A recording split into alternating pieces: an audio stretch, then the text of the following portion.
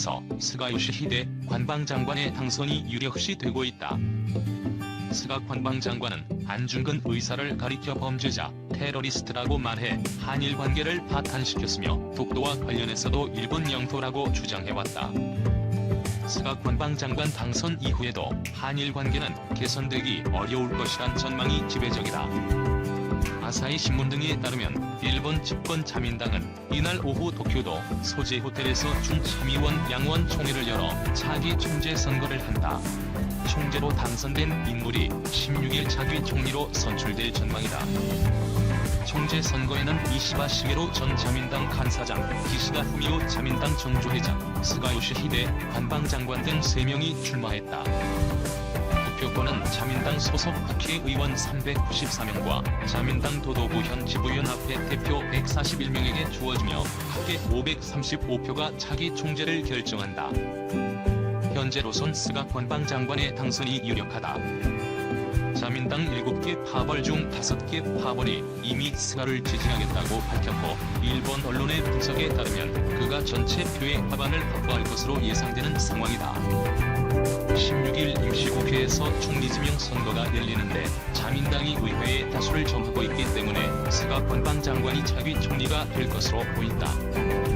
아베 노선 계승을 내세우는 스가 장관은 한국과 외교 관계에서도 현 정부와 방향이 비슷한 발언을 내놓고 있다.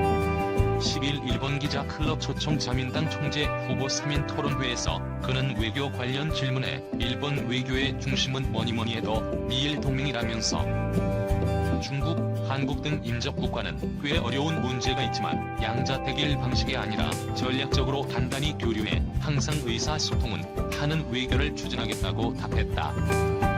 한일 갈등에 대한 방향 전환은 없다는 뜻을 내비친 셈이다. 앞서 6일 공개된 산케이신문과의 인터뷰에서도 스가 장관은 강제징용 배상 판결과 관련해 여기에 한일 관계의 기본이 있는 만큼 이를 고집하는 건 당연하다고 한다 했다. 중언론, 포스트 아베 시대 개막에 중일 관계 불확실 우려. 아베 신조 일본 총리의 후임이 14일 사실상 결정되는 가운데 중국 언론이 포스트 아베 시대의 불확실성에 대해 우려를 나타냈다. 글로벌 타임스는 스가 요시히데 관방장관 등 총리 후보들이 중국을 놓고 강경한 태도를 보인다고 14일 보도했다. 이날 오후 일본 집권 자민당 총재 선거에서 당선된 후보가 16일 차기 총리로 선출될 전망이다. 글로벌 타임스에 따르면 차기 총리로 유력한 스가 장관은 중국을 상대로 겁내지 않고 요구할 것이라고 지난 12일 후보자 토론에서 말했다. 라이벌 이시바 시게로 전 자민당 간사장은 더욱 강경한 입장을 드러냈다. 그는 센카 9일도가 일본의 고유 영토라는 입장 표명과 함께 중국의 홍콩 정책이 대만에도 영향을 미칠 것이라며 일본은 좌시하지 않을 것이라고 말했다. 중국 전문가들은 이들 총리 후보의 강경 발언이 자민당 내의 보수파와 친미 세력의 지지를 얻기 위한 것으로 보고 있다. 다만 총리 선출 후에도 불확실성은 남아있다고 분석했다. 리어둥 중국사회과학원 일본연구소장은 선거 이후의 정책은 살펴봐야 한다. 예를 들어 스가는 아베 국내 및 외교 정책을 계승하겠다고 했다. 하지만 그가 취임한 뒤에야 알 수 있다고 말했다.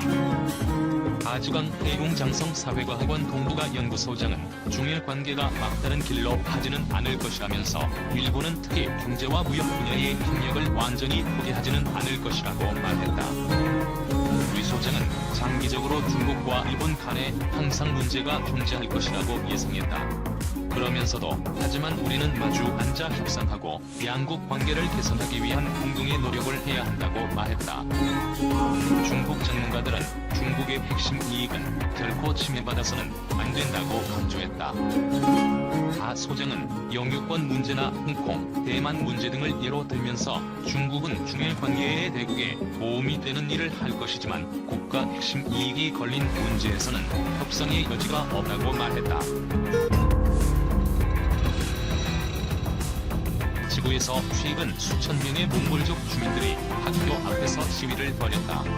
교육 당국의 몽골어 교육 축소 방침에 항의하기 위해서다. 내이멍구 자치구는 중국에서 신장 위구르 자치구, 시정 자치구와 함께 중국 3대 소수민족 자치지역으로 꼽힌다. 2,400만 거주민 중에 5분의 1이 몽골족이다. 뉴욕타임스는 이를 내이멍구 자치구 교육청이 자치구 내 소수민족 학교의 교재 사용 방안이란 문건을 지난달 26일 발표했다고 보도했다. 이 문건에 따르면 이달부터 자치구 내 몽골족 초중학교에서는 몽골어로 된 중국어 수업 교과서를 쓸 수 없다. 교육청은 중국어 과목 외에도 정치와 역사 교과서를 중국어로 쓰여진 교재로 교체하겠다고 밝혔다. 이번 지침은 초등학교 1학년과 중학교 1학년에 우선 적용한 후 모든 학년으로 확대 적용된다. 내이멍구 자치구의 몽골족들은 노골적인 몽골어 말살 정책이라고 항의하고 있다. 지난 주말부터 수천 명의 몽골족 주민들은 학교 앞에서 경찰과 대치하며 시위를 벌이고 있다. 학교에 있던 학생들이 기습적으로 교문 앞으로 몰려가 시위를 벌이기도 한다. 이들은 우리의 모국어는 몽골어고 우리는 죽을 때까지 몽골인이다라는 구호를 외치고 있다. 자유아시아 방송은 지난달 30일 몽골족 고등학생이 학교 옥상에서 투실해 숨진 이후 시위 규모가 더욱 커지고 있다고 보도했다. 한 인권단체는 내이멍구 자치구의 몽골족 주민 가운데 80%가 불복종 운동에 동참하고 있다고 추산했다. 이번 시위는 2011년 몽골족 2명이 한족 운전기사에게 살해당한 사건으로 촉발된 시위 이후 최대 규모인 것으로 알려졌다.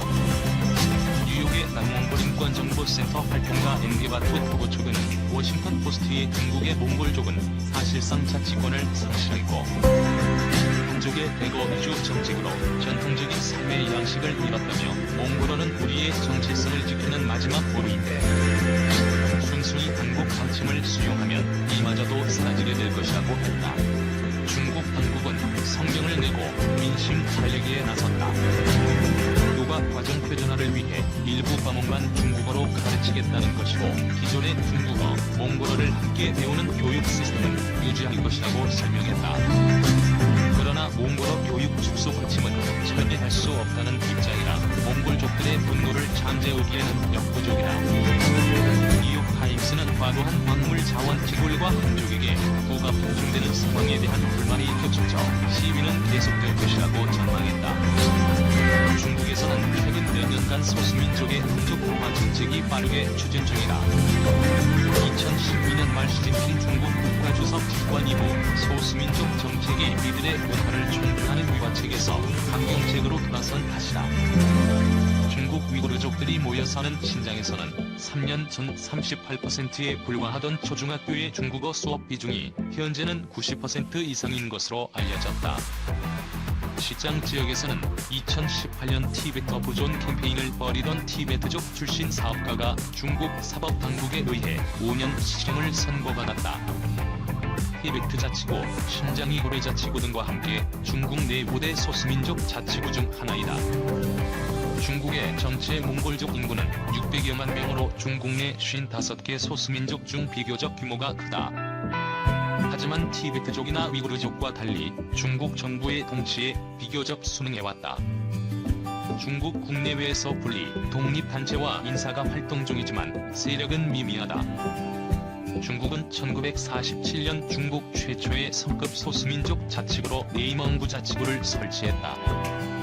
내이멍구 자치구의 2,400여만 명 인구 가운데 몽골족의 비중은 약 20%가량이며 나머지는 대부분 한족이다. 도널드 트럼프 미 행정부가 중국의 위구르족 탄압을 집단 학살로 규정하는 것을 고려하고 있다고 정치 전문 매체 폴리티코가 지난달 25일 보도했다. 민주당 대선 후보인 조 바이든 전 부통령 선거 캠프도 중국의 위구르족은 억압은 집단 학살이라고 밝혔다. 오는 11월 대선에서 트럼프가 되든 바이든이 되든 중국에 대한 군사, 경제, 인권 압박은 강해질 수밖에 없는 것이다.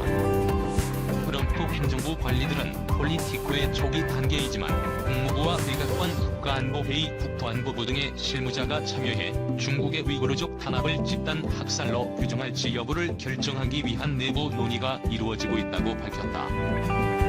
만약 집단 학살이란 용어를 사용할 공감대를 트럼프 행정부 내부에서 마련하지 못할 경우 반인권 범죄 혹은 인종 청소로 비난할 수 있다고 전했다.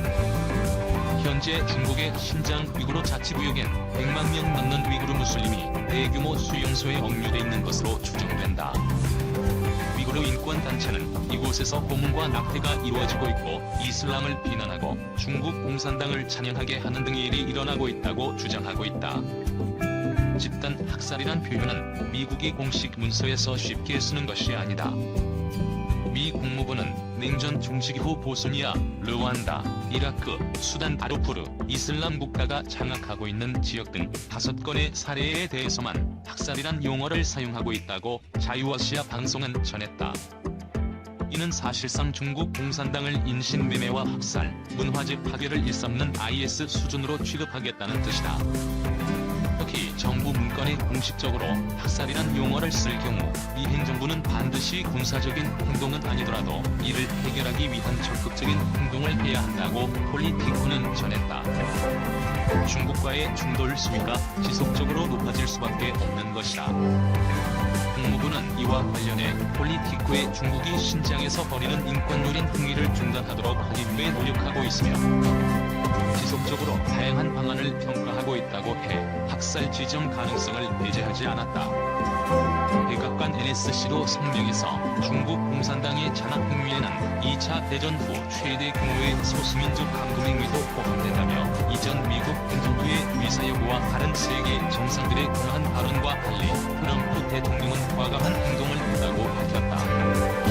폴리티코의 이 같은 보도에 대해 앤드루 베이츠 조 바이든 대선 캠프 대변인은 성명을 내고 위구르족을 비롯한 소수